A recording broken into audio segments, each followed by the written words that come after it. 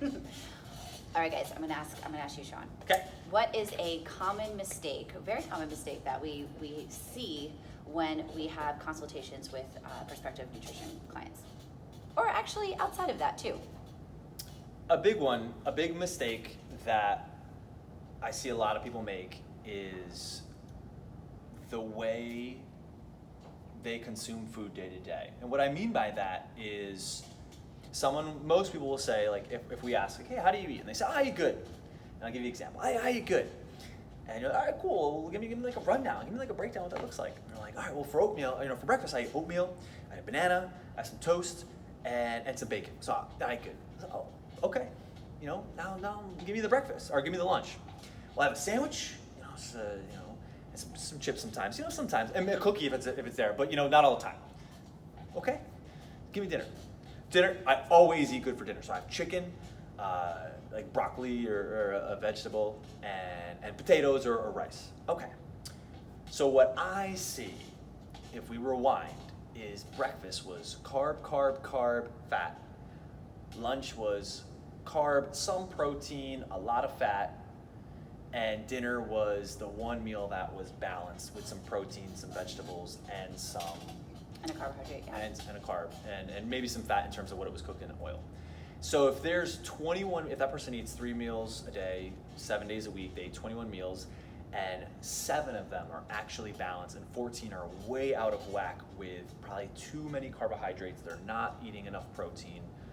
So carbs are high, protein is low. Anything in excess, carbohydrates, is going to lead to unnecessary weight gain. And people I don't understand why I can't lose weight. I eat well. You do eat well most of the time, but the strategy in how you're loading this plate is out of balance.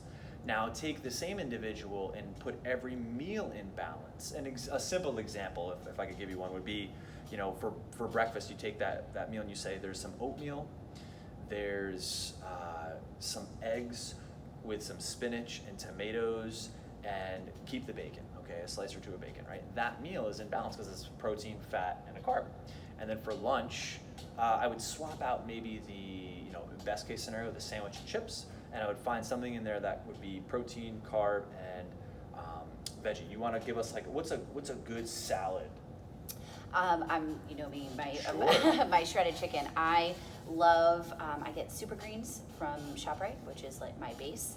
I put cherry tomatoes. I've been in this love of string beans lately. So heavy on the vegetables. I put my shredded chicken on there, and a little bit of olive oil and balsamic dressing, and sometimes I'll mix that up a little bit. But that's where I tease Abby that her salads are lame. This is so good. So he's got a loaded salad. So now it doesn't have to be a salad. I don't want people to think. I don't want people to think that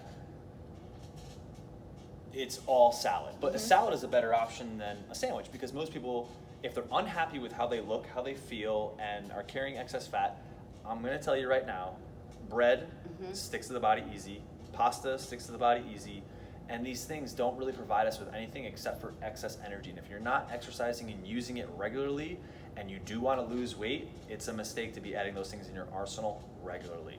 So a better option that lines up, that's going to enrich your body, make you feel good, clear mind, clear health, everything feels good, would be a salad, but it doesn't have to be. It could be something like a sweet potato, ground turkey, and a veggie with some almonds. Staple. Exactly, yeah, staple, right? And then you have a balanced dinner. And do that for a month. Challenge yourself and watch how you feel, and the shift how you feel just as a person in the mirror. Things start to change. Watch.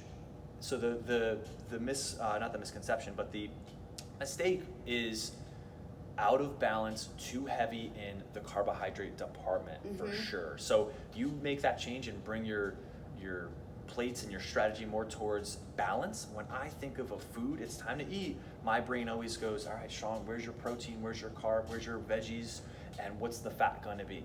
always is how I structure that, and I just fill it in with those appropriate food groups. And we talked in the beginning about balance, and you know, when someone says I have oatmeal, I have raisins, I have a banana, and I have some orange juice, and you know that it's healthy, and they have the mindset of those are healthy items. All of those items are healthy. They're just all like front loaded in breakfast, and they're all great, but we need the balance, and those can be spread throughout. We have an analogy. We were talking before, when you're out of balance, so to make it like the simplest terms before we send you on your way, let's go tick for tack. Okay. Out of balance analogy. So it makes sense for the brain, right? Because if we're not quite getting it quite yet. It's wintertime. It's cold, it's snowy upstate New York, and I walk outside in just my boxer briefs. Would you say I'm out of balance because I'm not covered in clothing? Absolutely. It would be the same thing, right? Counterbalance here is that it was 100 degrees outside, hot, humid, oh my goodness gracious, and I come out with my Eskimo jacket and my snow boots. You're out of balance because it's not appropriate. And that, guys, is a simple, cheesy, silly analogy of the mistakes we see being made on people's plates of too many carbs and they're not in balance. So get in balance.